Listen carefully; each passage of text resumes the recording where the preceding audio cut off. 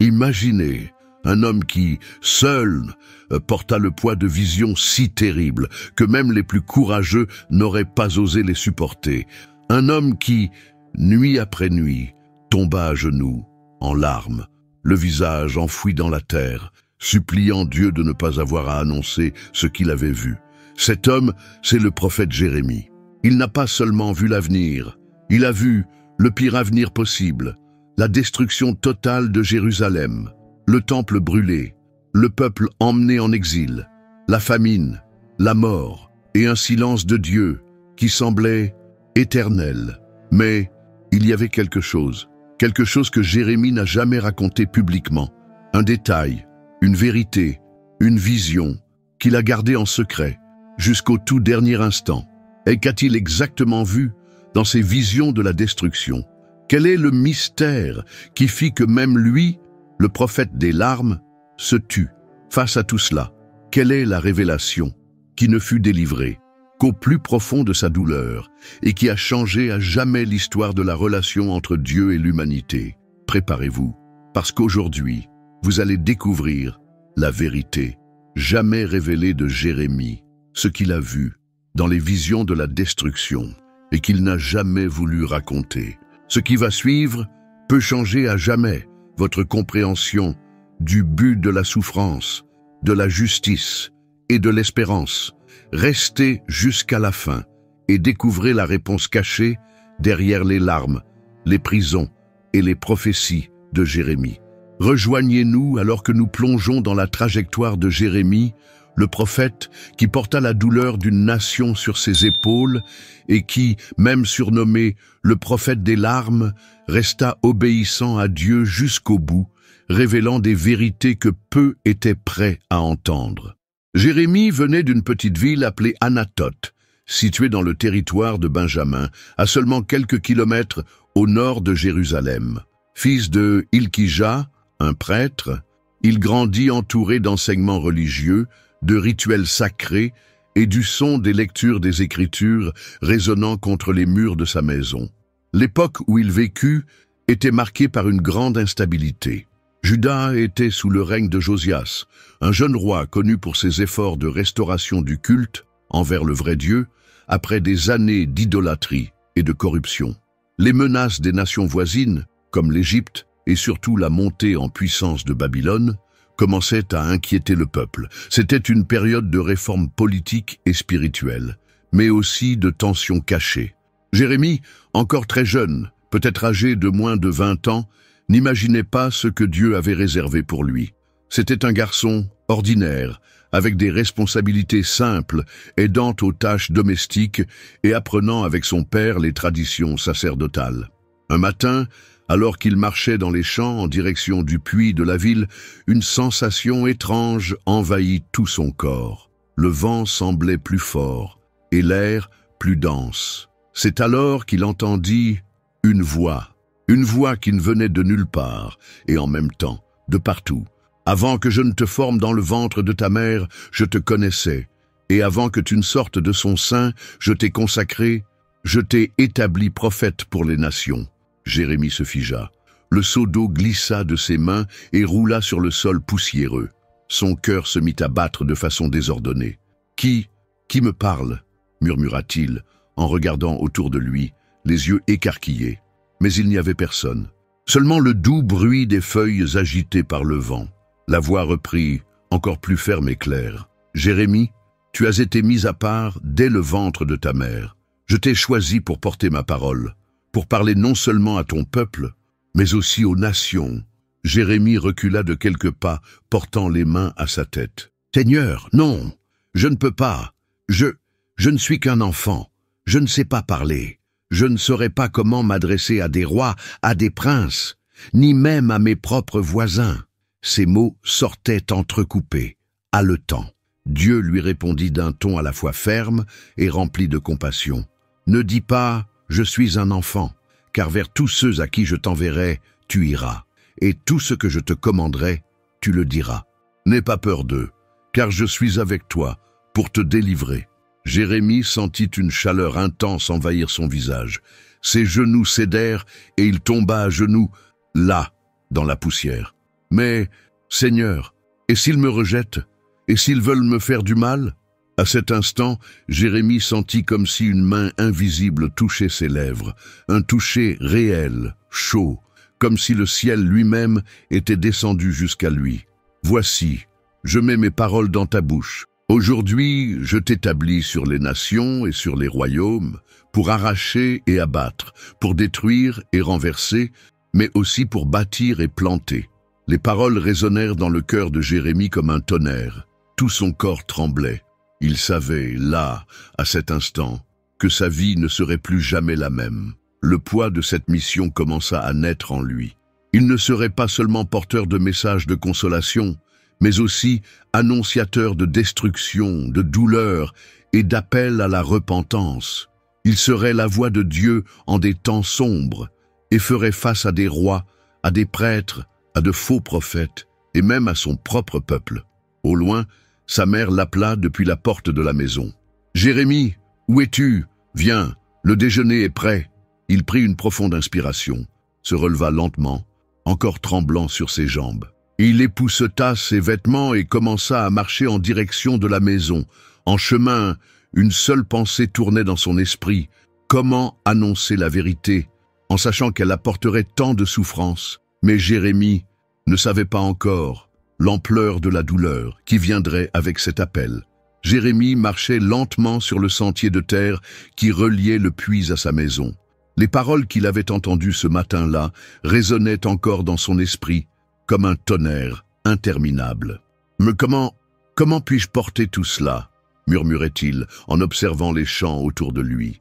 Le soleil commençait déjà à se cacher derrière les collines quand Jérémie chercha refuge dans un coin isolé. Il s'assit sous un figuier, les yeux fixés au sol. Son cœur battait encore à toute vitesse. « Seigneur, j'ai peur, » confessa-t-il à voix basse. « Je sais que c'était toi qui m'as parlé. Mais que signifie tout cela? Pourquoi moi? Pourquoi maintenant ?» Le vent souffla doucement. Le silence environnant semblait annoncer que quelque chose était sur le point d'arriver. Soudain, de nouveau, la voix de Dieu remplit l'air. « Jérémie, que vois-tu » Le jeune homme leva les yeux, surpris. « Seigneur, c'est une branche d'amandier. Elle est juste devant moi, » dit-il encore hésitant en regardant la branche qui semblait surgir au milieu du paysage. « Tu as bien vu, Jérémie, car je veille sur ma parole pour l'accomplir. » Jérémie resta immobile. La vision de la branche d'amandier ne lui semblait pas être qu'une simple image. C'était un avertissement. Il savait que l'amandier était l'un des premiers arbres à fleurir au printemps. Un signe que les promesses de Dieu allaient s'accomplir rapidement, sans tarder. Il inspira profondément, tentant de comprendre le sens profond de cela. Mais Dieu ne lui laissa pas le temps de trop réfléchir. La voix revint, cette fois plus lourde, plus intense. « Jérémie, que vois-tu maintenant ?» Effrayé, Jérémie regarda autour de lui. Ses yeux furent attirés vers le ciel. Mais cette fois, ce qu'il vit fut terrifiant. Une énorme marmite, une marmite bouillante, inclinée, comme si elle était sur le point de déverser son contenu brûlant sur la terre. Il se recroquevilla, couvrant son visage avec ses bras. « Je vois une marmite bouillante, elle se déverse depuis le nord. Seigneur, c'est effrayant. » La réponse de Dieu fut ferme et pleine de sens. « Du nord, le mal se déchaînera sur tous les habitants de cette terre, car voici, je convoquerai toutes les familles des royaumes du nord. Elles viendront, et chacune installera son trône à l'entrée des portes de Jérusalem, contre tous ses murs tout autour, et contre toutes les villes de Juda. » Le cœur de Jérémie s'emballa. « Mais, Seigneur, qu'avons-nous fait?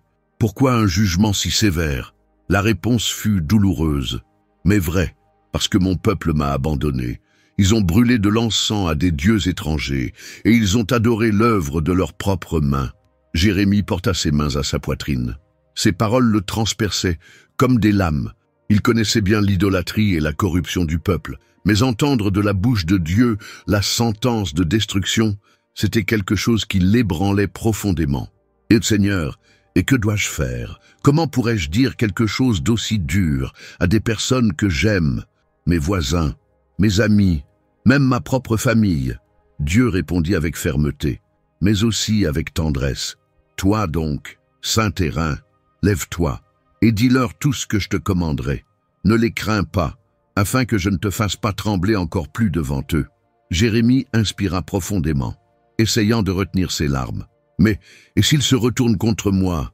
Voici, aujourd'hui je te rends semblable à une ville fortifiée, à une colonne de fer et à un mur d'airain, contre toute cette terre, contre les rois de Juda, contre ses princes, contre ses prêtres et contre le peuple du pays. » Jérémie avala difficilement.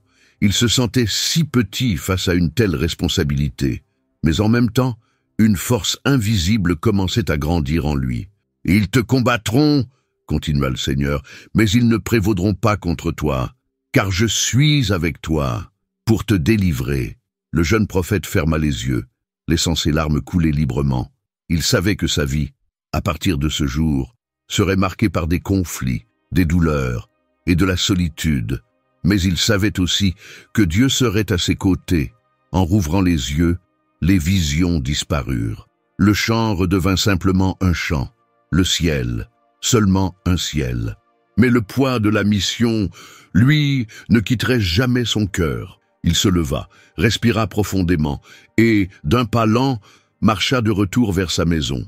Son visage était pâle, mais ses yeux portèrent maintenant une nouvelle lueur, la lueur de quelqu'un qui porte un appel divin, et ceci n'était que la première image de tout ce qui allait venir. Jérémie marchait dans les rues étroites de Jérusalem, les yeux baissés et le cœur lourd. Depuis les visions de cette nuit-là, il n'arrivait plus à trouver la paix dans son sommeil. Les paroles de Dieu résonnaient encore dans son esprit, martelant comme un tambour. Ils m'ont abandonné. Ils se sont prosternés devant des dieux étrangers. En passant par les places publiques, l'odeur de l'encens brûlé envahissait ses narines. Mais ce n'était pas un encens dédié au Seigneur. C'étaient des offrandes aux dieux étrangers, des images de bois et de pierre qui occupaient désormais des places de choix, jusque dans les environs du temple. Jérémie s'arrêta devant un petit groupe d'hommes et de femmes qui, entre rires et chants, participaient à une cérémonie païenne. Le jeune prophète inspira profondément. Il savait que c'était le moment de parler. « Écoutez, maison d'Israël, ainsi parle le Seigneur. » Sa voix tremblait, mais elle était ferme. « Quelle injustice vos pères ont-ils trouvé en moi pour qu'ils s'éloignent de moi et qu'ils suivent la vanité, devenant eux-mêmes vains ?» Les conversations cessèrent. Tous se tournèrent vers lui, surpris. « Qui est-ce » demanda un homme vêtu d'une tunique rouge. « C'est Jérémie, le fils de Hilkija. J'ai entendu dire qu'il a des visions, » murmura une femme à côté. Jérémie avança de quelques pas. « Vous avez oublié celui qui a fait sortir vos ancêtres d'Égypte, qui les a guidés à travers le désert, par une terre aride et sans eau, à travers les ténèbres et la mort. » L'un des marchands, irrité, l'interrompit. « Et qui t'a donné l'autorité de nous parler ainsi? Qui t'a établi juge sur nous ?» Le sang de Jérémie bouillonna, mais sa voix ne vacilla pas. « C'est le Seigneur lui-même qui m'a parlé. Avant ma naissance, il m'a choisi pour cela, et je vous le dis. Vous avez abandonné la source des eaux vives pour creuser des citernes crevassées qui ne retiennent pas l'eau. » Un silence pesant s'abattit sur la place. Certains le regardaient avec mépris, d'autres avec crainte. Soudain, un jeune homme éclata de rire. « Eau vive? Cisterne? C'est de la folie de gamin !» cria-t-il en pointant Jérémie du doigt. D'autres se joignirent à la moquerie. Les rires commencèrent à se répandre. Jérémie inspira profondément et continua. « Vous vous êtes prostitué spirituellement. Comme une femme infidèle à son mari, ainsi vous avez été envers le Seigneur. Vous courez après des idoles, des dieux étrangers, et ensuite vous venez au temple et vous dites « Nous sommes sauvés ». Mais vous continuez dans les mêmes pratiques. » Le visage de Jérémie rougit d'émotion. Les paroles sortaient maintenant comme des flèches. Il regarda directement dans les yeux de chacun. « Combien d'autels avez-vous érigés sur les collines et sous les arbres touffus? Combien de fois avez-vous trahi le Seigneur avec d'autres dieux ?» Une vieille femme, couverte de voiles colorés, secoua la tête négativement. « Ce garçon est en train de maudire la ville. Il va nous porter malheur. » Un autre homme cria « Quelqu'un doit faire taire ce fou avant qu'il n'attire la colère des dieux sur nous. » Jérémie ferma les yeux un instant. Il sentit le poids de la peur tenter de l'envahir. Mais au fond de sa poitrine, la voix de Dieu résonna à nouveau. « Parle, Jérémie, ne te tais pas, car ma parole est dans ta bouche. » Le jeune prophète leva la tête. « Si vous ne vous repentez pas, la destruction viendra, et elle ne tardera pas. Ne croyez pas que ce temple vous sauvera, si vous persistez dans l'injustice et l'idolâtrie. » Une pierre frôla son épaule. Il recula. « Pars d'ici. Nous ne voulons plus entendre ces menaces, » cria l'un des hommes, le visage rouge de colère. Jérémie inspira profondément et d'un pas rapide quitta la place. Son cœur battait de manière irrégulière. Les larmes coulèrent sans qu'il puisse les retenir. Il courut jusqu'à un coin isolé de la ville, près de la vallée de Hinnom, et là, il tomba à genoux. « Seigneur, j'essaie d'obéir, mais ils me haïssent, ils me ridiculisent, ils ne veulent pas écouter. » La voix douce de Dieu vint comme un réconfort. « Ils n'écouteront pas maintenant, Jérémie, mais tu dois continuer, car lorsque le jugement viendra, tous sauront qu'un prophète a été parmi eux. » Jérémie respira profondément, essuya son visage et se releva. Il savait que ce n'était que le début, que les paroles qu'il avait prononcées aujourd'hui ne seraient que les premières d'une longue série, et que la colère du peuple ne faisait que commencer à grandir. Avant de continuer, nous aimerions vous demander un service. Abonnez-vous à la chaîne et laissez votre like. Ainsi, vous nous aidez à diffuser encore plus d'histoires profondes et percutantes de la Bible, comme celle de Jérémie, pour toucher plus de cœurs assoiffés d'espérance et de réponses.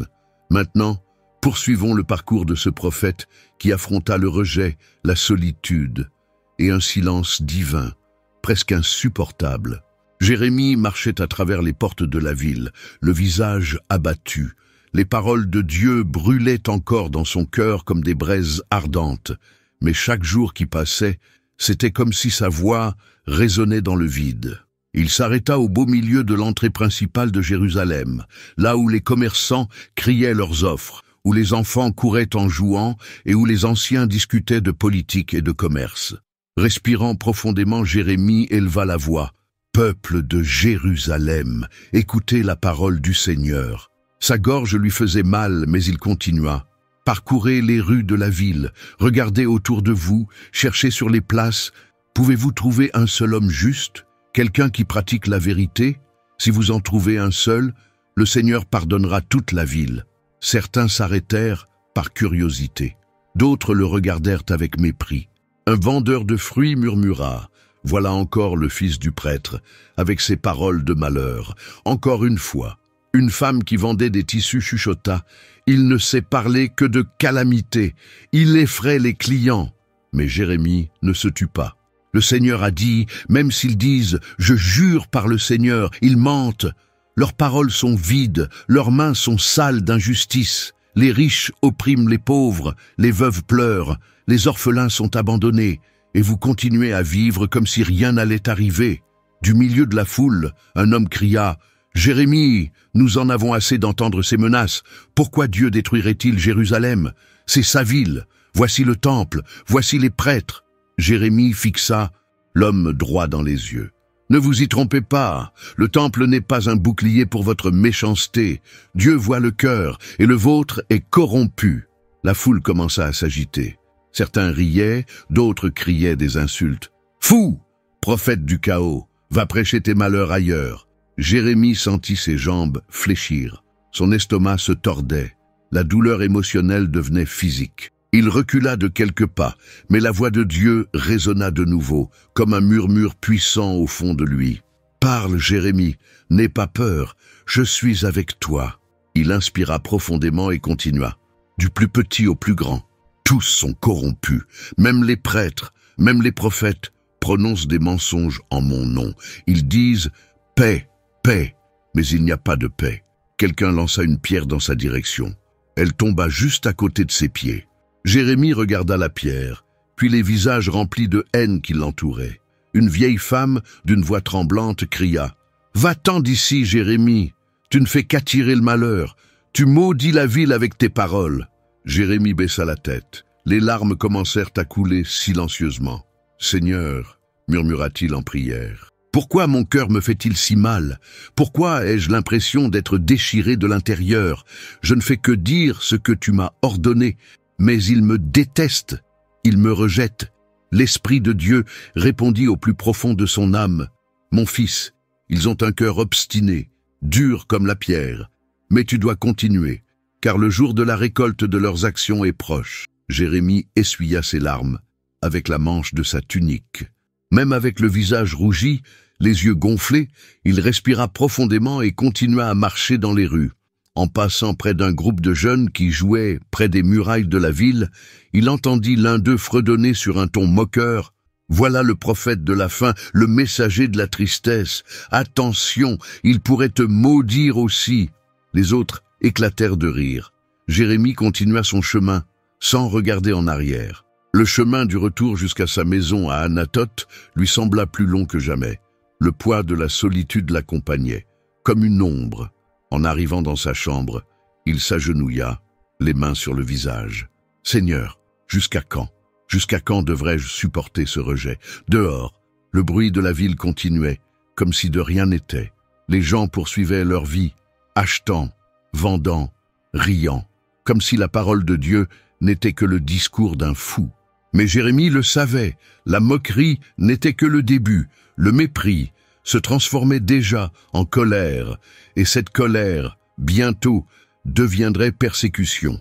Les portes du temple de Jérusalem étaient pleines de monde ce matin-là. C'était un jour de grande affluence. Des gens de toutes les régions de Juda venaient offrir leurs sacrifices et apporter leurs offrandes. Il régnait une atmosphère de religiosité. Mais pour Jérémie, tout cela n'était qu'une dangereuse illusion. Les yeux fixés sur les escaliers du temple, il inspira profondément. Son cœur battait à toute vitesse. Ses mains étaient moites de nervosité. Il savait que ce moment serait l'un des plus difficiles de sa vie. Mais Dieu avait été clair dans son ordre. « Tiens-toi à la porte de la maison du Seigneur et proclame-la cette parole. » Jérémie monta les marches d'un pas ferme. Arrivé au sommet, il respira profondément, puis éleva la voix. « Écoutez la parole du Seigneur, vous tous qui entrez par ces portes pour adorer le Seigneur. » Les conversations cessèrent, les têtes commencèrent à se tourner vers lui. « Ainsi parle le Seigneur des armées, le Dieu d'Israël. Corrigez vos voies et vos actions, et je vous laisserai habiter dans ce lieu. » L'un des prêtres, nommé Azarias, fronça les sourcils et s'approcha. « Que fais-tu ici, Jérémie ? Ce n'est pas l'endroit pour ce genre de discours. » Mais Jérémie continua, sans hésiter. « Ne vous fiez pas à ces paroles trompeuses, en disant « Temple du Seigneur, temple du Seigneur, voici le temple du Seigneur. » Certains fidèles commencèrent à murmurer. « Comment ça? Il est en train de dire que le temple ne nous protège pas, » demanda un homme vêtu d'une tunique de lin. Jérémie pointa directement du doigt les prêtres qui se tenaient près de l'autel. « Vous, qui volez, qui tuez, qui commettez l'adultère, qui jurez faussement, qui brûlez de l'encens à Baal et qui suivez d'autres dieux que vous ne connaissez pas. Puis vous venez ici et vous vous tenez devant Dieu dans ce temple en disant « Nous sommes en sécurité ». Azarias, rouge de colère, cria « Assez, Jérémie, tu souilles la sainteté de la maison du Seigneur. » Jérémie descendit d'une marche et fixa le prêtre droit dans les yeux. « Sainteté? Quelle sainteté y a-t-il ici? Vous avez transformé cet endroit en un repère de voleurs. » La foule commença à s'agiter. Certains chuchotaient, d'autres hochaient la tête en signe de désapprobation. « Blasphème !» cria un homme. « Il faut faire taire ce garçon !» dit un autre. Jérémie ne recula pas. « Souvenez-vous de Silo, où le Seigneur avait autrefois fait habiter son nom. Et regardez ce qui s'est passé là-bas, parce que le peuple était rebelle. Il en sera de même ici, si vous ne vous repentez pas. » Les prêtres, indignés, commencèrent à discuter entre eux. « Nous ne pouvons pas laisser cela continuer. Il est en train d'affaiblir la foi du peuple. Et si demain d'autres commencent à répéter ces paroles, cela va semer la panique. Il est une menace pour le culte, pour l'ordre et même pour la stabilité du royaume. » Jérémie entendit les murmures, mais resta ferme. « Ainsi parle le Seigneur. Voici, je vais faire venir sur cette ville un malheur tel que les oreilles de quiconque l'entendra en teinteront d'effroi. Un silence de mort s'ensuivit. Les visages, auparavant indignés, étaient maintenant figés entre la peur et la fureur. Azarias s'approcha d'un autre prêtre et, d'une voix basse mais ferme, dit « Nous ne pouvons pas le laisser continuer. Nous devons convoquer les autres et décider que faire de ce jeune homme. » Jérémie descendit les marches du temple, le regard fixé au sol, sentant le poids invisible des menaces qui l'entouraient.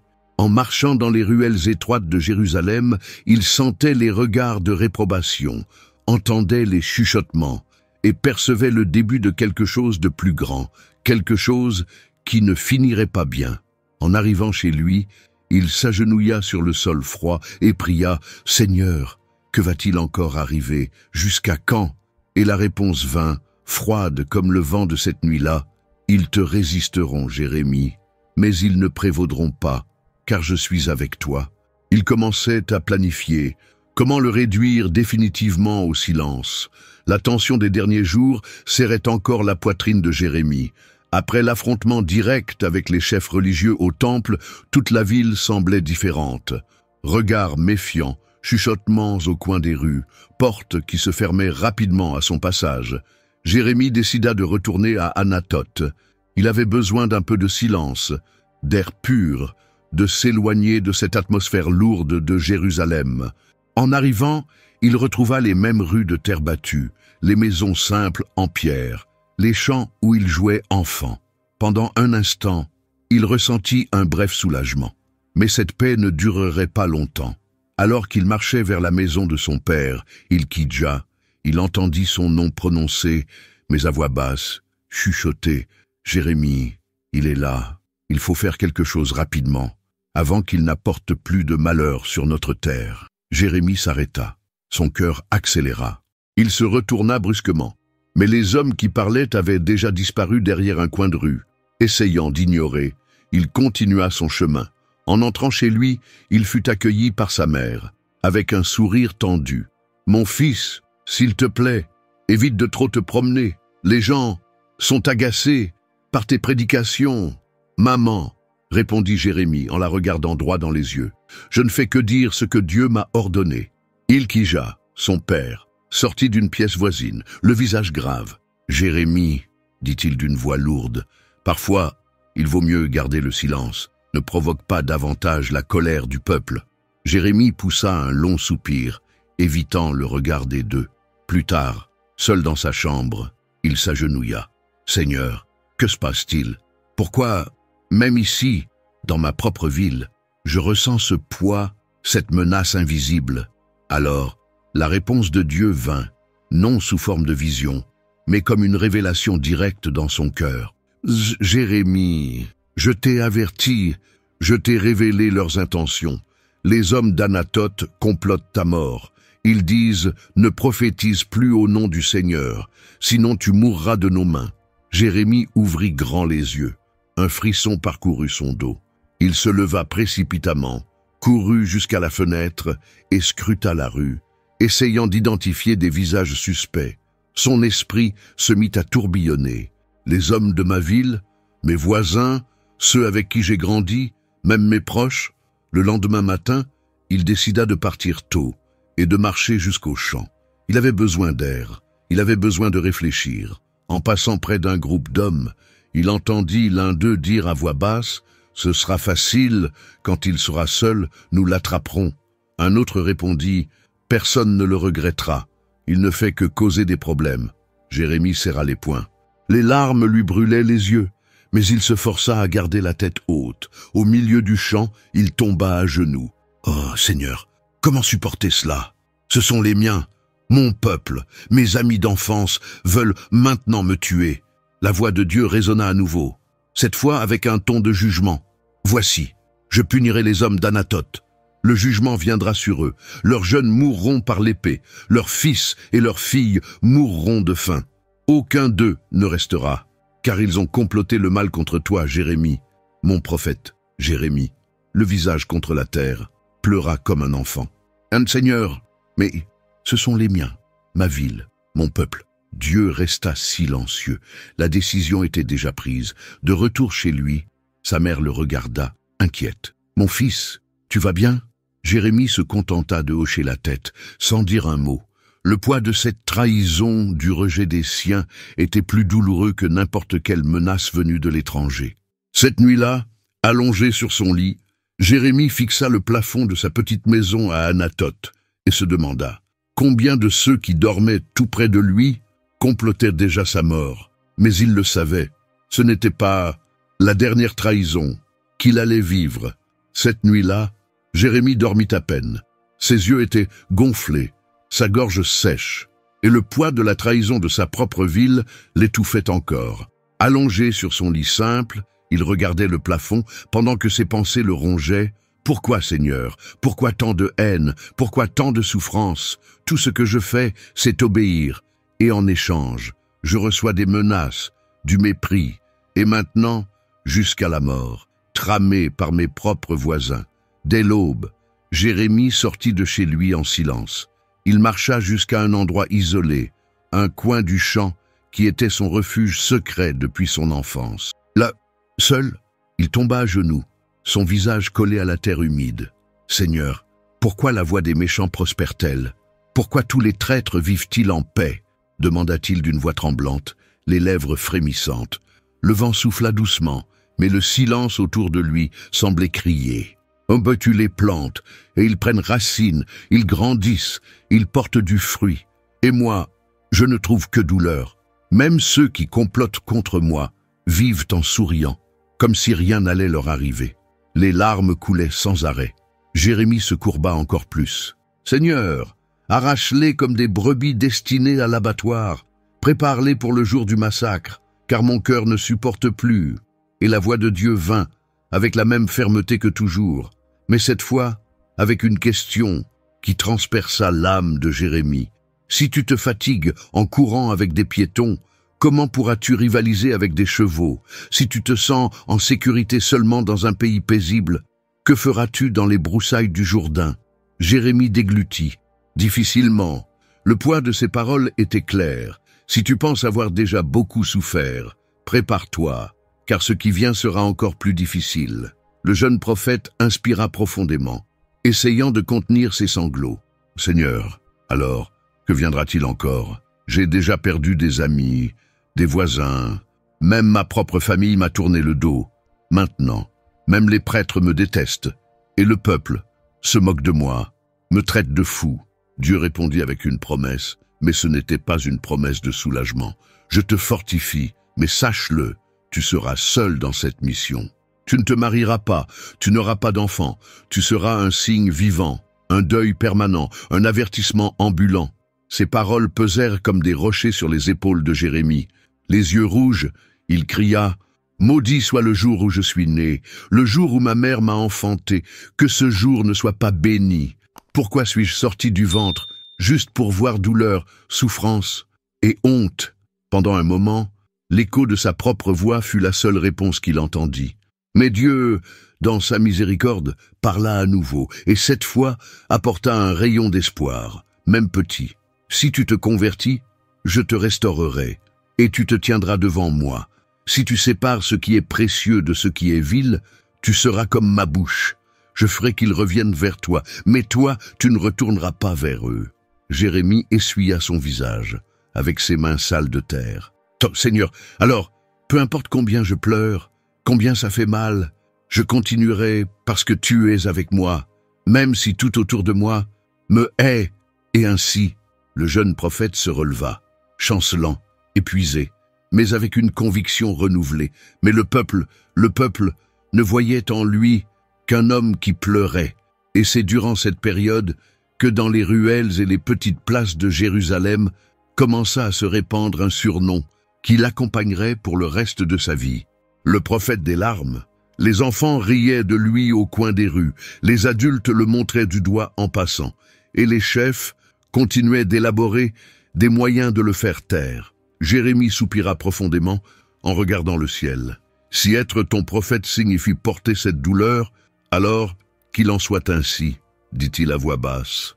Mais les larmes de Jérémie étaient encore loin de se terminer. Le bruit des conversations à Jérusalem était plus tendu que jamais.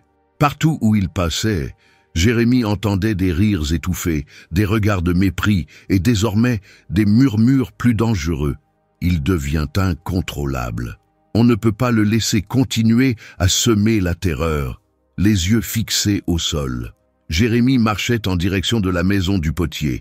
Dieu lui avait donné une nouvelle instruction, une leçon qu'il devait vivre avant de la transmettre au peuple. En arrivant, il vit le potier à l'œuvre. L'homme façonnait un vase en argile, faisant tourner la roue avec ses pieds et modelant de ses mains calleuses. Jérémie observa en silence. Le vase entre les mains du potier se brisa. Sans hésiter, l'homme écrasa l'argile et recommença, lui donnant une nouvelle forme. La voix de Dieu murmura alors au cœur de Jérémie. « Ne puis-je pas agir envers vous comme ce potier, ô maison d'Israël? Comme l'argile est dans la main du potier, ainsi vous êtes dans ma main. » Jérémie inspira profondément. Les larmes menaçaient de couler encore une fois, mais il se retint. Il savait ce qu'il devait faire. Le lendemain matin, Jérémie se leva tôt.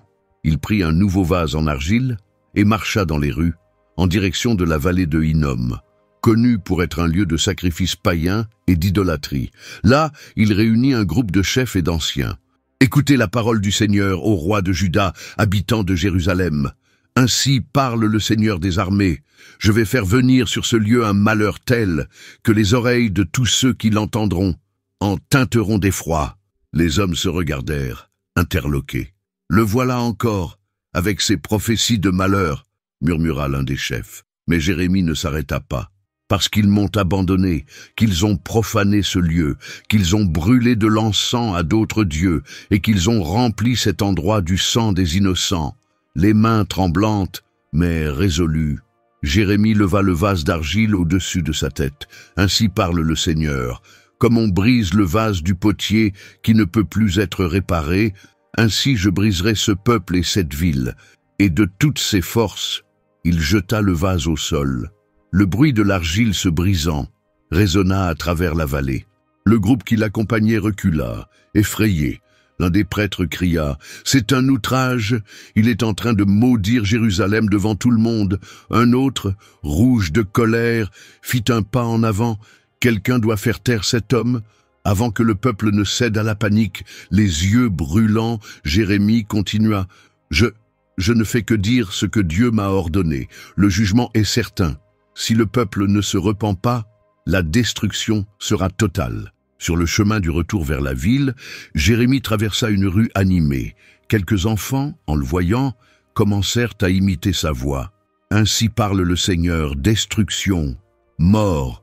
chantait-il, en riant tous ensemble. Un commerçant cracha par terre en le voyant passer. « Il n'apporte que des malheurs. Maudit soit le jour où il est né. » Jérémie garda les yeux rivés au sol, mais chaque mot, chaque regard, chaque rire lui transperçait l'âme comme une lame. De retour chez lui, en fin de journée, il s'allongea sur le côté, recroquevillé. « Seigneur, jusqu'à quand? Jusqu'à quand ma vie ne sera-t-elle que douleur et rejet ?»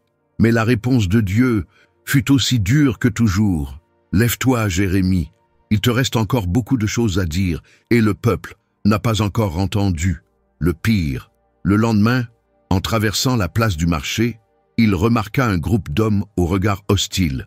S'approchant, ils l'encerclèrent. L'un d'eux, d'une voix chargée de colère, dit « Tu crois que tes paroles dures resteront sans conséquence? Nous en avons assez de tes menaces, et tu vas en payer le prix. » Jérémie n'eut pas le temps de réagir. Il sentit une main forte agripper son bras, puis un coup de poing le frappa en plein visage. Son corps tomba au sol. Les passants regardaient, certains avec indifférence, d'autres avec un discret sourire aux lèvres. Et quand les paroles étaient déjà dures, la violence physique allait commencer. Le goût métallique du sang était encore présent dans la bouche de Jérémie. Ses lèvres étaient fendues, son œil commençait à enfler, et la douleur à l'estomac rendait chaque respiration difficile. Il peinait à rester debout lorsqu'il fut traîné jusqu'aux portes de la ville. « Mettons fin à cette comédie une bonne fois pour toutes !» cria Pashur, le prêtre responsable de la sécurité du temple, en poussant Jérémie dans le dos. Le peuple s'attroupait autour. Les enfants pointaient du doigt. Les femmes secouaient la tête avec désapprobation. Les hommes murmuraient des insultes.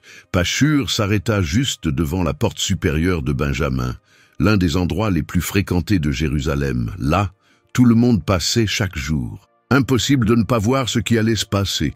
D'un geste brusque, il ordonna aux gardes d'attacher Jérémie à l'une des colonnes de pierre. Les cordes serrèrent les poignets du prophète, coupant presque la circulation du sang. « Jérémie, écoute-moi bien !» cria Pachur, le visage rouge de colère. « Âge, tu as semé la peur, provoqué des troubles, manqué de respect envers le temple et les chefs de Juda. Maintenant, tu vas apprendre ce qui arrive à ceux qui défient l'ordre de cette ville. » Sans attendre de réponse, Pachur donna le premier coup. Une gifle violente qui fit tourner la tête de Jérémie. Le peuple applaudit. « Encore, frappe-le encore, qu'il comprenne la leçon !» cria un homme dans la foule. Pachur obéit. Le second coup fut un poing dans l'estomac.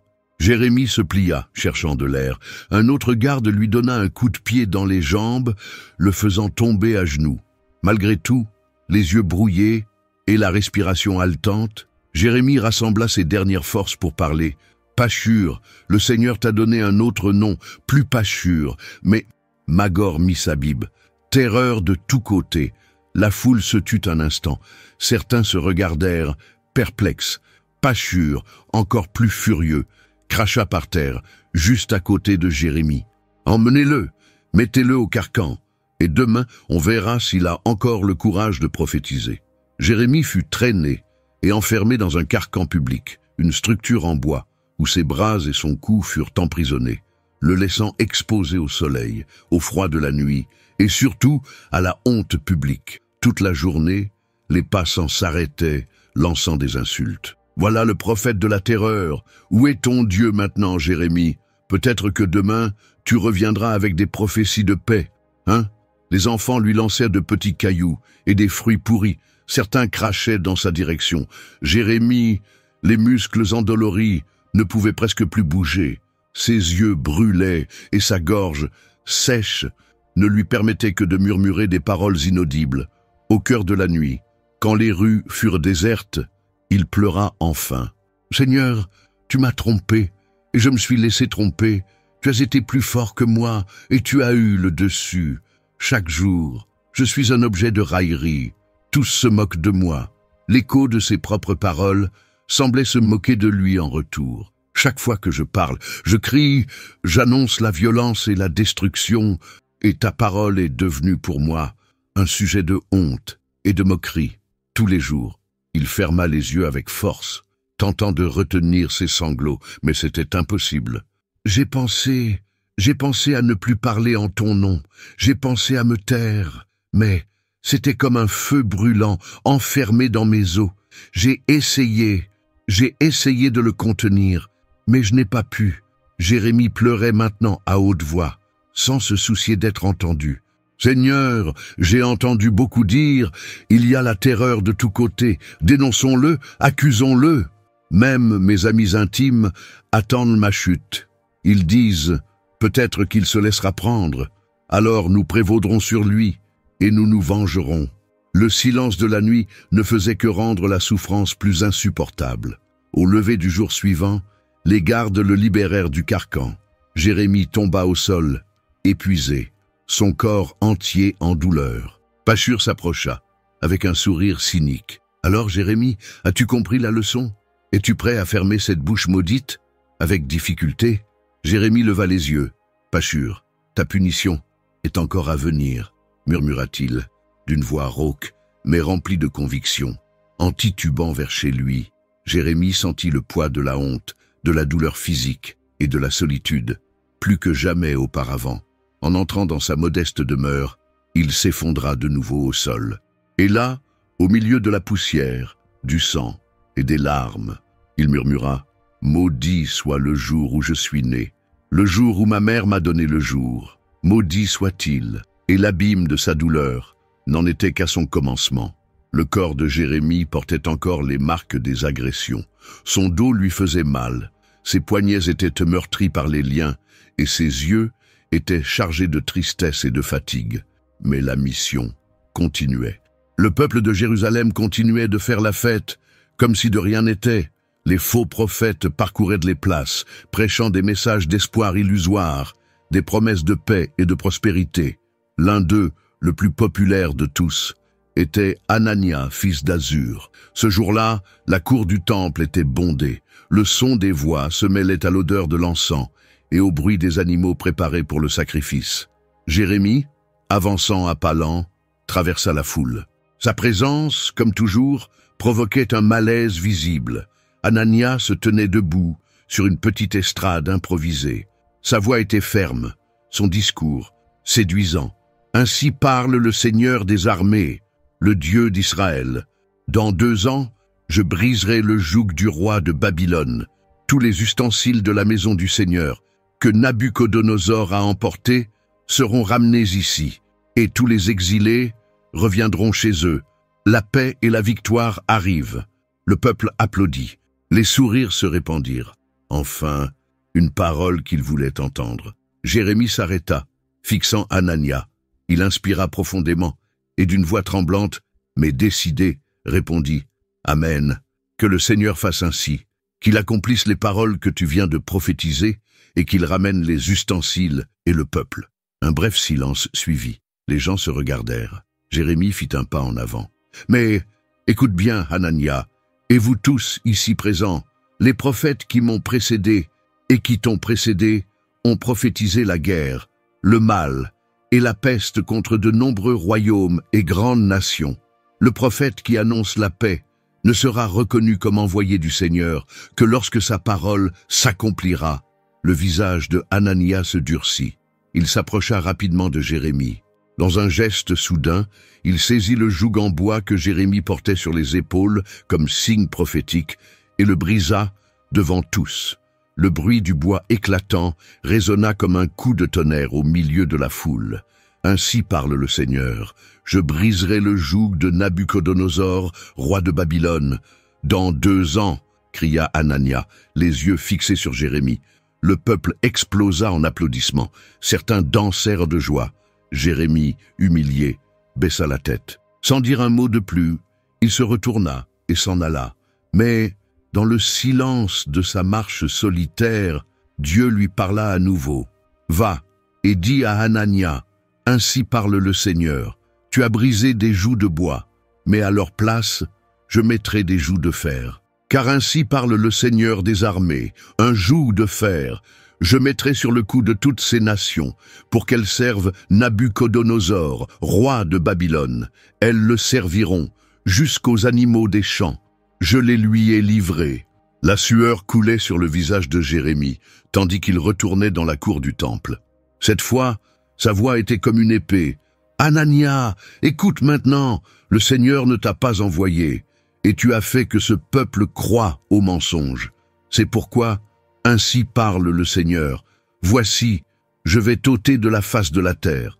Tu mourras cette année, car tu as parlé de révolte contre le Seigneur. » Un silence de mort tomba sur la foule. Anania tenta de garder un regard ferme, mais son visage perdit toute couleur. Le sourire, autrefois si facile, disparut. Certains tentèrent de rire, d'autres s'éloignèrent, effrayés. Les jours suivants furent tendus. Le nom de Hanania était sur toutes les lèvres. Et, comme Jérémie l'avait dit, avant la fin de cette même année, Anania tomba malade et mourut. La nouvelle se répandit comme une traînée de poudre. Seul, dans sa maison, le regard perdu sur le mur, Jérémie réfléchissait à tout cela. « Seigneur, dire la vérité coûte des vies, y compris ma propre sécurité. Jusqu'à quand ?» Mais il n'y eut pas de réponse. Il savait que ce n'était qu'une bataille de plus, et que la plus grande guerre restait encore à venir. Mais l'épreuve la plus dure de sa vie était encore devant lui. Le soleil venait à peine de se lever lorsque Jérémie, les yeux gonflés et le corps épuisé, sortit marcher.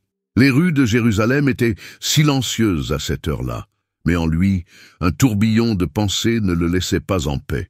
La mort d'Anania pesait encore lourdement sur sa conscience. Même s'il savait que la parole venait de Dieu, le poids des conséquences tombait sur sa poitrine comme une pierre. « Seigneur, jusqu'à quand serai-je le messager de la douleur ?» murmurait-il en marchant. C'est alors, de façon inattendue, que la voix de Dieu vint claire, directe, comme un éclair déchirant un ciel sans nuages. Jérémie, tu ne te marieras pas, tu n'auras ni fils, ni fille dans ce lieu. Jérémie s'arrêta net. Le vent souffla, faisant flotter sa tunique. Un instant, il pensa avoir mal entendu. « Seigneur, qu'as-tu dit ?» demanda-t-il, d'une voix tremblante. La réponse de Dieu fut ferme et douloureuse. Dans ce lieu, il n'y aura ni mariage, ni naissance porteuse de joie, car grande sera la douleur qui viendra. Fils et filles mourront de maladie, de faim et par l'épée. Un frisson parcourut l'échine de Jérémie. Il porta ses mains à son visage. Depuis tout petit, il rêvait d'avoir une famille, une épouse avec qui partager ses jours, des enfants courant dans les rues d'Anatote.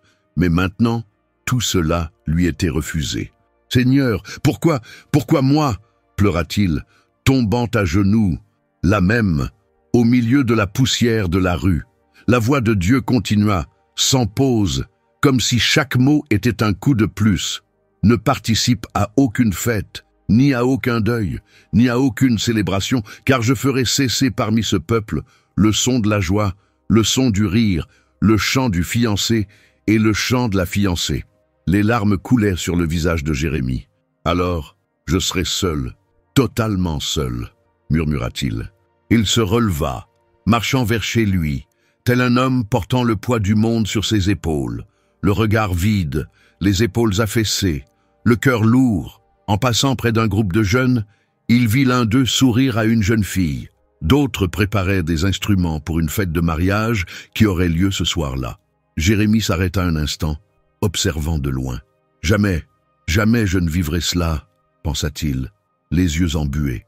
Ce soir-là, tandis que les sons de la musique et des réjouissances résonnaient au loin, Jérémie resta assis, seul, dans un coin de sa chambre. L'obscurité semblait plus profonde que d'habitude. « Seigneur, y aura-t-il un jour, ne serait-ce qu'un jour, un moment de joie pour moi ?» Le silence fut la seule réponse. Les jours suivants furent encore plus douloureux. Les invitations aux réunions sociales cessèrent. Les rares amis restants s'éloignèrent. Même les membres de sa famille arrêtèrent de lui rendre visite. Il devint celui que l'on voyait comme l'homme de la tristesse, le prophète des larmes, celui qui n'avait ni épouse, ni enfant, ni fête, seulement des larmes, des deuils et des paroles de jugement. Au milieu d'une nuit, Jérémie se traîna jusqu'à un coin isolé, dans les champs, et leva la voix vers le ciel étoilé. « Seigneur, tu es ma force, ma forteresse, mais mon cœur est brisé, je n'ai personne, aucun bras pour me réconforter, aucune parole de consolation, rien d'autre que toi. » Ces paroles étaient des sanglots. Le poids de l'isolement était écrasant. Mais Dieu, encore une fois, ne répondit que par la certitude que le chemin de Jérémie avait encore bien plus à lui réserver. Et que, malheureusement, la solitude qu'il ressentait maintenant n'était que le début d'un isolement encore plus profond qui dépasserait les murs de sa maison et toucherait son âme tout entière. Et l'isolement de Jérémie ne serait pas seulement émotionnel. La chaleur était étouffante, le soleil brûlait la peau, et la sueur coulait sur le front de Jérémie alors qu'il marchait lentement sur les sentiers de terre sèche, avec la ceinture de lin bien serrée autour de sa taille. Dieu lui avait donné un ordre étrange, différent de tout ce que Jérémie avait entendu jusque-là. « Prends une ceinture de lin, mets-la autour de tes reins, mais ne la lave pas dans l'eau. » Au début, Jérémie ne comprit pas. « Seigneur, une ceinture, et que signifie cela ?» demanda-t-il, en regardant le morceau de tissu.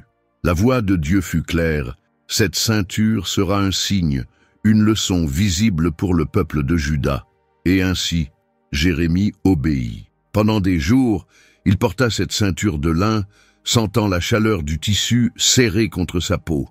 Il marchait dans les rues de Jérusalem, sous les regards de mépris et les chuchotements malveillants. « Regardez-le, le voilà maintenant devenu mannequin pour une mode étrange. » Riaient certains, d'autres l'ignoraient simplement.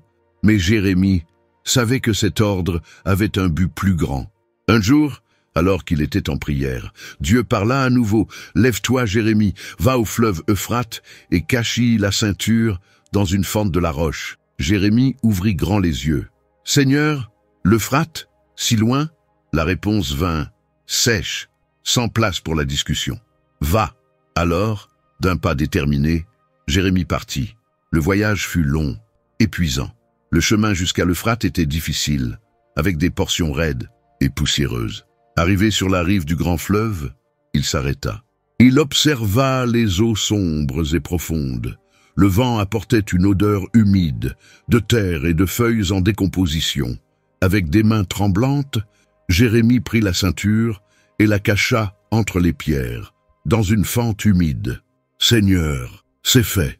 murmura-t-il. Sans comprendre pleinement, il entreprit le chemin du retour vers Jérusalem. Quelques semaines passèrent. Puis, la voix de Dieu revint, encore une fois, directe et inattendue. « Jérémie, retourne à l'Euphrate. Prends la ceinture, celle que tu y as cachée. » Jérémie inspira profondément. Il prit son sac de voyage et, malgré la fatigue, obéit. Le trajet semblait encore plus long cette fois-ci. Arrivé sur place, ses mains tremblaient en cherchant la fente dans la roche. Lorsqu'il retrouva enfin la ceinture, ce qu'il vit brisa son cœur. Le tissu était pourri, déchiré, taché, totalement inutilisable. Il leva la ceinture avec précaution, essayant d'éviter que les morceaux ne se désagrègent dans ses mains. « Seigneur, elle est détruite, elle ne sert plus à rien. » La voix de Dieu résonna comme un coup de tonnerre. « Ainsi je détruirai l'orgueil de Juda et la grande arrogance de Jérusalem. » Ce peuple, qui aurait dû être proche de moi, comme cette ceinture était proche de tes reins, est devenu inutile, pourri, incapable de me représenter. Jérémie tomba à genoux, là même, les yeux pleins de larmes. « Seigneur, ils ne veulent pas écouter, et maintenant, ils ne peuvent même plus voir leur propre état. » De retour à Jérusalem, Jérémie portait la ceinture pourrie dans ses mains, comme un signe, un avertissement, un symbole de tout ce qui allait arriver. En marchant dans les rues, le visage abattu et la ceinture en lambeaux, il entendit encore les rires et les moqueries. Voilà le prophète de la terreur. Maintenant, avec un chiffon à la main, un autre homme cria « Vas-tu aussi nous maudire avec ce vieux tissu sale, Jérémie ?»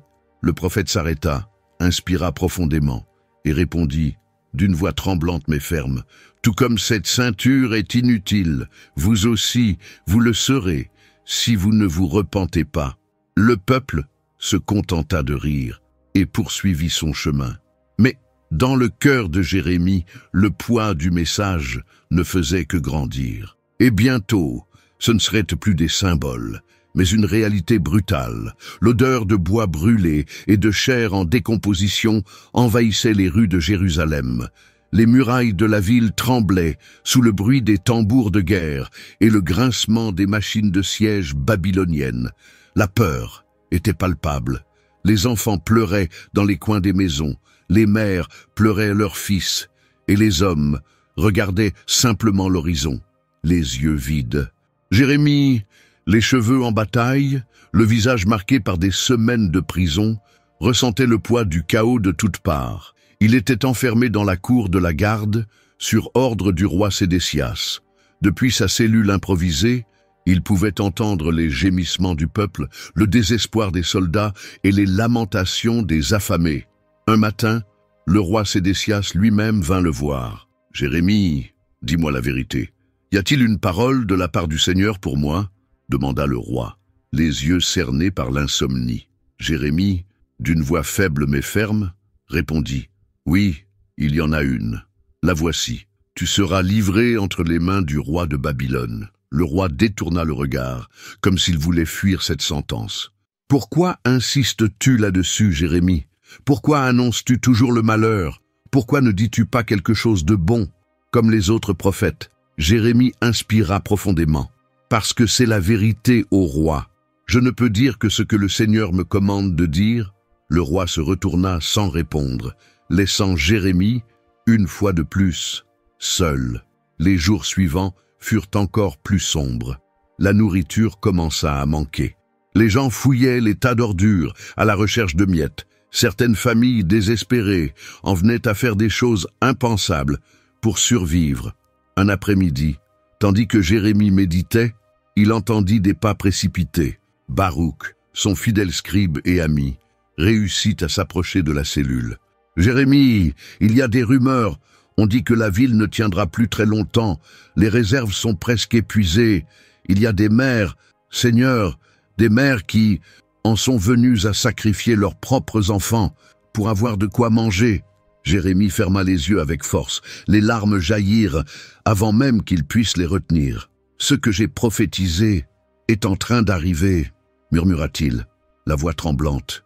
Ce fut alors, dans ce moment de désespoir total, que Dieu lui parla à nouveau, d'une manière surprenante. « Jérémie, ton cousin Anaméel, viendra te voir, te disant « Achète mon champ à Anathoth, car tu as le droit de rachat, achète-le. » Jérémie eut du mal à y croire. « Seigneur, acheter un champ, maintenant, en pleine guerre, alors que la ville est sur le point de tomber. » Mais Dieu fut clair. C'est un signe, un témoignage, une promesse qu'un jour, les champs seront de nouveau achetés, les maisons reconstruites et le peuple restauré. Quelques jours plus tard, comme Dieu l'avait dit, Anaméel se présenta devant Jérémie. « Cousin, je veux que tu achètes mon champ à Anathoth. Tu as le droit de propriété, et j'ai besoin de vendre. » Jérémie, les yeux embués, inspira profondément. Même emprisonné, même voyant la ville au bord de la destruction, il prit le peu qu'il avait et veilla à effectuer l'achat de manière publique et officielle. Baruch écrit tout dans un document, pèse l'argent, fait venir des témoins. Tout doit être fait correctement. Pendant que le document était scellé et placé dans un vase d'argile pour être conservé, Jérémie leva les yeux vers le ciel, à travers les barreaux de sa cellule. « Seigneur, j'obéis, même sans comprendre, même quand tout autour de moi crie le contraire, je te fais confiance. » Mais tandis que les témoins s'éloignaient et que le roi Sédécias continuait d'ignorer les avertissements, les trompettes babyloniennes commencèrent à retentir plus fort à l'extérieur des murailles. Jérusalem était à son dernier souffle. Le siège se resserrait, la famine grandissait et le désespoir se répandait comme une peste. Jérémie savait que, avant que vienne l'espérance, le désespoir atteindrait son sommet et avant l'espérance viendrait le désespoir le plus profond. Le ciel de Jérusalem, autrefois bleu et limpide, était désormais couvert d'un épais nuage de fumée. L'odeur de bois brûlé, de chair en décomposition et de sang emplissait l'air, suffoquant quiconque osait respirer profondément. Jérémie, avec les poignets encore marqués par les liens, observait depuis sa cellule le chaos qui s'emparait de la ville. Au loin, il entendit les cris, les lamentations et le fracas des portes enfoncées par les soldats babyloniens. « Ils sont entrés » murmura-t-il pour lui-même, les yeux remplis de larmes. La scène était terrifiante. Les soldats de Nabuchodonosor, en lourdes armures, avec des lances aiguisées, envahissaient les maisons, pillaient les biens, traînaient hommes, femmes et enfants à travers les rues. Le temple, fierté d'Israël, symbole de la présence de Dieu, brûlait maintenant, dévoré par les flammes. « Seigneur » gémit Jérémie, le front appuyé contre le mur froid de sa cellule. « Tout ce que j'ai prophétisé est en train de s'accomplir, et pourtant, cela fait plus mal que je ne l'aurais jamais imaginé. » Baruch, son fidèle ami et scribe, réussit à s'approcher. Jérémie, le roi Sédécias, a fui par le chemin du jardin royal, mais les Babyloniens l'ont capturé près de Jéricho. Jérémie inspira profondément, tentant de contenir la douleur. « Et le peuple ?» demanda-t-il. Baruch, les yeux pleins de larmes, répondit « Ils sont enchaînés, certains emmenés en exil, d'autres tués dans les rues. » Le prophète ferma les yeux avec force. Les images qu'il avait décrites pendant tant d'années étaient maintenant devant lui. Des femmes pleurant leurs enfants morts, des vieillards traînés comme des prisonniers, des prêtres abattus comme du bétail. Au milieu de la confusion, un officier babylonien s'approcha de la cellule de Jérémie. Son nom était Nebuzaradan, capitaine de la garde. « C'est toi, Jérémie ?» Jérémie leva les yeux. « Oui, c'est moi. » Nebuzaradan fronça les sourcils. « J'ai reçu des ordres directs du roi Nabuchodonosor. Tu es libre. Tu ne seras pas tué, ni emmené de force. Le roi a dit que tu peux choisir, venir avec nous à Babylone, ou rester parmi ceux qui restent ici? Jérémie, surpris, mit du temps à répondre. Mais pourquoi? L'officier répondit, sur un ton presque respectueux, on dit que tu as annoncé tout cela bien avant que ça n'arrive et que tu as été méprisé, ignoré et même maltraité par ton propre peuple. Jérémie inspira profondément. Je dois rester avec ceux qui restent. Nebuzaradan acquiesça. Alors qu'il en soit ainsi, tu es libre de partir en sortant de prison. Jérémie s'arrêta un instant et regarda les décombres de la ville. Les murailles étaient détruites, les maisons brûlées, le sol couvert de cadavres. Des femmes couraient, désespérées, des hommes hurlaient, des enfants sanglotaient au milieu des ruines. « Jérusalem » murmura Jérémie, la voix brisée. « Combien de fois je t'ai averti, combien de fois j'ai crié, et maintenant, te voilà en cendres, en passant par les portes à moitié détruites. » Il vit un petit groupe de survivants. C'étaient les plus pauvres, ceux qui n'avaient rien à offrir comme prisonniers de guerre. Ils étaient juste là, debout, regardant, choqués, ne sachant que faire. Jérémie s'approcha d'eux. « N'ayez pas peur, le Seigneur a encore un plan, même au milieu de cette douleur. » Une femme, le visage couvert de suie, répondit entre deux sanglots. « Pourquoi, Jérémie? Pourquoi tout cela est-il arrivé ?» Jérémie inspira profondément et, les yeux fixés sur les ruines, répondit. « Parce que nous n'avons pas écouté, parce que nous avons endurci notre cœur, parce que nous avons abandonné le Seigneur. » Au loin, le feu consumait encore les derniers morceaux de bois du temple. Jérémie tomba à genoux, en pleurant et en criant « Seigneur, jusqu'à quand y aura-t-il tant de douleur ?» Le vent souffla, portant avec lui l'odeur amère de la destruction, et le silence de Dieu resta. Mais, au plus profond de son âme, Jérémie savait qu'il restait encore quelque chose, une révélation, une vérité qu'il gardait et qu'il n'avait pas encore révélée. Mais il y avait encore une vérité jamais révélée. Le vent soufflait froid ce matin-là. Les ruines de Jérusalem exhalaient encore l'odeur amère de fumée et de destruction. Les pierres calcinées, la poussière, le silence, seulement interrompu par les pleurs lointains de quelques veuves et orphelins. Jérémie était seul, assis sur une pierre, les yeux perdus à l'horizon. Il avait tout vécu, trahison, moquerie, prison, coups, famine, et maintenant la fin de la ville qu'il aimait tant. Il inspira profondément, ferma les yeux, et d'une voix basse commença à prier. « Seigneur, tant d'années, tant de paroles dures, tant de larmes. » Le vent sembla lui répondre, faisant doucement voler le bord de sa tunique déchirée. Jérémie ouvrit un vieux morceau de papyrus, où avec l'aide de Baruch, il avait écrit certaines des paroles que Dieu lui avait données ces dernières semaines. Et alors, la mémoire des visions commença à revenir, comme des éclairs de lumière au milieu de l'obscurité. Il se souvint de la branche d'amandier, de la marmite bouillante, de la ceinture pourrie, de la chute de Jérusalem. Mais il y avait une vision, celle qu'il gardait avec un soin particulier, parce qu'elle était différente, parce qu'elle ne parlait pas seulement de jugement, mais de quelque chose de bien plus grand. Jérémie commença à murmurer pour lui-même, comme s'il essayait d'organiser ses pensées. « Ainsi parle le Seigneur. Voici, des jours viennent, où je conclurai une nouvelle alliance avec la maison d'Israël et avec la maison de Juda. » Il s'arrêta, inspira profondément, puis continua. « Non comme l'alliance que j'ai conclue avec leur père, le jour où je les ai pris par la main, pour les faire sortir du pays d'Égypte, alliance qu'ils ont rompue. Ses mains tremblaient. Mais voici l'alliance que je ferai avec la maison d'Israël. Après ces jours-là, dit le Seigneur, je mettrai ma loi au-dedans d'eux. Je l'écrirai dans leur cœur.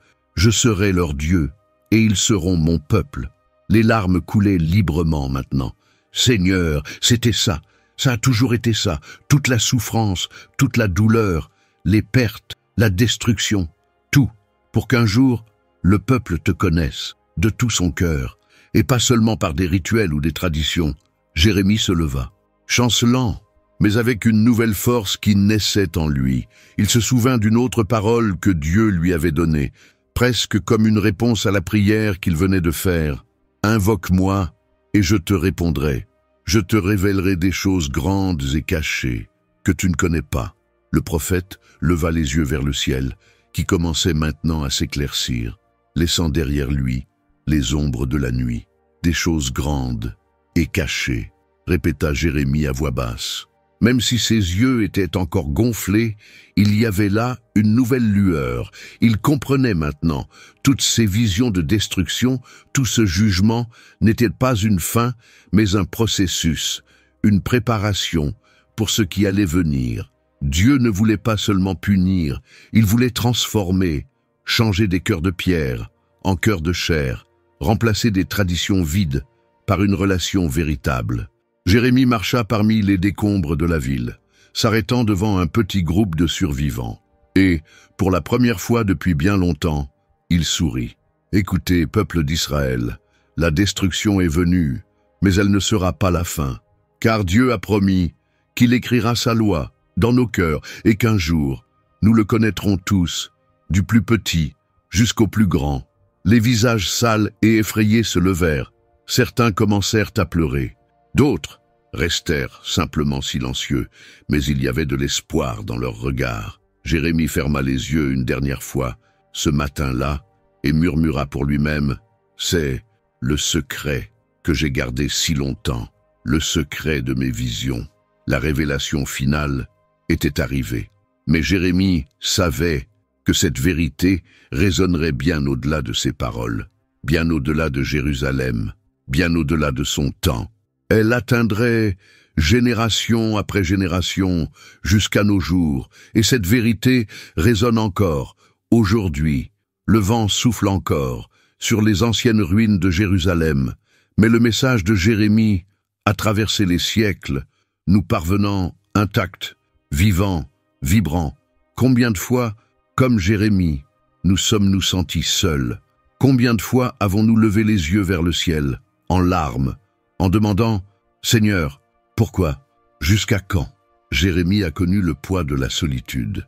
Il a été trahi par des amis, rejeté par sa propre famille, humilié publiquement, emprisonné, battu, ignoré, ridiculisé. Combien de nuits a-t-il pleuré dans le silence, sans personne autour de lui, sauf Dieu? Mais, même au milieu de tant de souffrances, Jérémie n'a pas abandonné. Il a continué, même quand sa voix tremblait, même quand son corps souffrait, même quand son âme voulait se taire. Il a appris que le silence de Dieu n'est pas une absence, mais une préparation, une pause avant la restauration. Jérémie fut le prophète des larmes, mais aussi le prophète de l'espérance. Il fut celui qui, même après avoir vu sa ville en flammes, même après tant de pertes, reçut de Dieu la plus grande des promesses. Je leur donnerai un nouveau cœur et une nouvelle alliance, écrite non sur des pierres, mais dans la poitrine, dans les émotions, dans les décisions, dans l'âme de chaque personne.